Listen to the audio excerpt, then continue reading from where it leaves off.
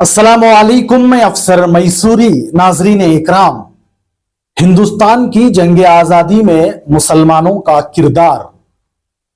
मरहूम राहत इंदूरी साहब ने कहा था, सभी का खून है शामिल यहां की मिट्टी में, किसी के बाप का हिंदुस्तान थोड़ी है। इसमें कोई दो राय नहीं कि भारत की जंग आजादी में समाज के हर फर्द ने हिस्सा लिया। सब ने इस देश को आजाद कराने में कुर्बानी दी।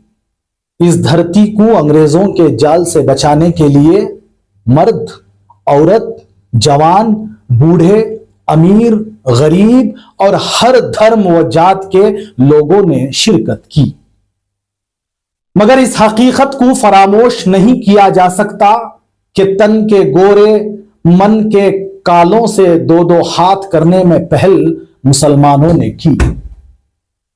फिरंगियों के खिलाफ सबसे पहले जिहाद का फतवा किसी और ने नहीं बल्कि एक मुसलमान अल्लामा फजल हक खैर आबादी अलैहि रहमा ने दिया, जिसकी वजह से उन्हें मुल्क बदर की सजा दी गई।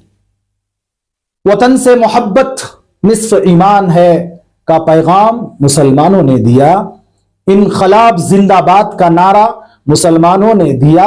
सरफरोशी की तमन्ना अब हमारे दिल में है का जज्बा मुसलमानों ने दिया। गीदड़ की 100 साला जिंदगी से शेर की एक दिन की जिंदगी बेहतर है जैसी फिक्र मुसलमानों ने दी। सारे जहां से अच्छा हिंदुस्तान हमारा जैसा तराना मुसलमानों ने दिया। हत्ता के लाल किले की फसील से बांसुरी बजाकर आजादी की मुबारकबाद देने वाले शहनाई के बादशाह उस्ताद बिस्मिल्लाह खान भी मुसलमान थे। हमारे मुंह से जो निकले वही सदाकत है। हमारे मुंह में तुम्हारी जुबान थोड़ी है। मुसलमानों ने अपने खूने जिगर से इस चमन की आबियारी की। अपनी आन बान शान को कुर्बान किया। अपना तन मन धन लुटाया। राह वतन में अपना घर बार दिया। अपने बाल बच्चों को छोड़ा। कैद व बंद की सोबतें झेली। गोलियों से अपने सीनों को छलनी किया। मुल्क बदर हुए। अजियतनाक अजाब सहे। फांसी के फंदे को गले लगाया। वलवले अंगेज किताब किए। बेबाक मजामीन लिखे। खून गरमाने वाले अशार लिखे। तहरीकें चलाई। जलसे जुलूस निकाले। अंग्रेजों के खिलाफ एहतजाज किया। इतना सब कुछ होने के बाद भी मुसलमानों से बैर, उन्हीं से गिले शिकवे। जब पड़ा वक्त गुलिस्तान पे तो खून हमने दिया। जब बहार आई तो कहते हैं तेरा काम नहीं।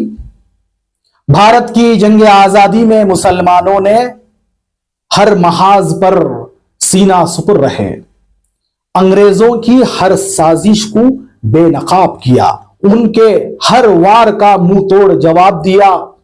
फिरंगियों की नींद हराम कर दी। उनकी ईंट से ईंट बजाई। उन्हें चारों खाने चित किया। उन्हें बोरिया बिस्तर बांधने पर मजबूर किया। लेकिन अफसोस के कौम मुस्लिम को इसका सिला सिवाय बदनामी के कुछ न मिला। हमें तकसीम हिंद का जिम्मेदार करार दिया गया। हमारी वतनियत पर शक किया गया। मुसलमानों के लिए इस देश की धरती को तंग कर दिया गया। वतन से मोहब्बत का सबूत मांगा गया। अरे नादान, तुम्हें क्या मालूम कि हमारे दिल में क्या है। अल्लामा इकबाल रहमतुल्लाह अलैह ने कहा था, पत्थर की मूरतों में समझा है तू खुदा है। खाके वतन का मुझको हर जर्रा देवता है। हिंदुस्तानी मुसलमान कहीं भी रहे, उसका दिल अपने देश के लिए धड़कता है। उसकी रूह वतन में होती है। उसका मन अपने मुल्क में लगा होता है। दियारे खैर में वो बेचैन रहता है। उसे अपनी धरती की याद सताती है। हम अहले दिल हैं, नया मोजिजा दिखाएंगे। चराग बोएंगे और रोशनी उगाएंगे। میرے وطن ہمیں مشکل میں آزما لینا کہ اپنی جان پر ہم لوگ کھیل جائیں گے. جسے یہ وہم ہے کہ ظلم جیت سکتا ہے وہ اور زخم دے ہم اور سر اٹھائیں گے. انگریز ملک سے چلے گئے مگر اپنے پیچھے نفرت کے بیج چھوڑ گئے. انہیں قوم مسلم سے خدا واسطے کا بیر تھا. ان کے سینے میں ہمیشہ یہ بات چھپتی تھی کہ یہ ملک ہم نے مسلمانوں سے چھینا ہے. وہ کبھی بھی پلٹ کر وار کر سکتے ہیں. اس لیے انہوں نے دو قومی نظریے پیش کیے. زمانے سے ایک ساتھ سیر و شکم ہو کر رہنے والوں کو ایک دوسرے کا دشمن بنایا. ملک کے بٹوارے کے پس پشت کئی چہرے تاریخ کے جھرکوں سے جھانک رہے ہیں. محض مسلمانوں کو ذمہ دار ٹھہرانا سراسر زیادتی ہے. مسلمان ہمیشہ اس دیش کی ترقی کے لیے پیش رہا. مسلمان کبھی دیش دروہی نہیں ہو سکتا. مسلمان ہر میدان میں وطن کا نام اونچا کرنے کی کوشش کی ہے. ہر جگہ پرچم ہند کو بلند کیا.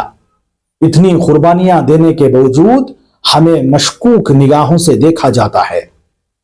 ہماری حب الوطنی پر شک کیا جاتا ہے. ہم پر باہری ہونے کا لیبل لگایا جاتا ہے. اس شعر کے ساتھ اپنی بات مکمل کرتا ہوں. خود زبان سے کیا کہوں شاہد ہے تاریخ چمن. آج بھی میرے لہو سے ہے چمن کی آبرو.